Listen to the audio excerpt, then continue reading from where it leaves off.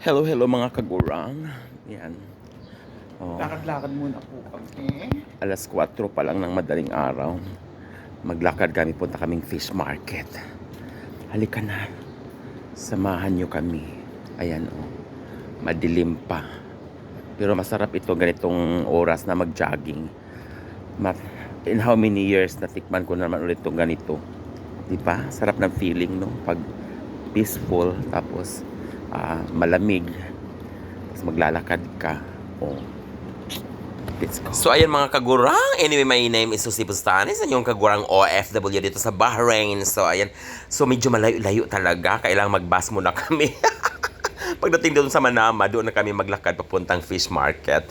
So halikan, samahan nyo kami at marami doon mga fresh na fresh talaga, mga isda. Diba? Let's go. Kaway-kaway mo na, Miss Cherry. Ayan pa, fresh and beauty.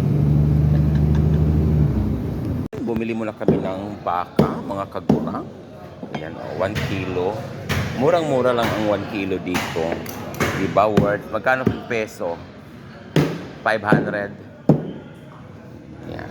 So, diba, mga kagurang. Ito ang fresh na fresh ang mga bangus. So, how much this tuna?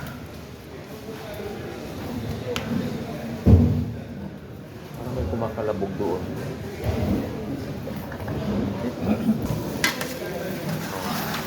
Murayta lang ito. 800 shills ang kilo. Halina kayo sa fish market. Ang dami dito ng isda ngayon. So, uwi na kami mga kagurang at marami na kaming nabili. O, diba? Early morning, alas 6 na dito sa Bahrain ng umaga. So, ayan. Thank you so much for watching.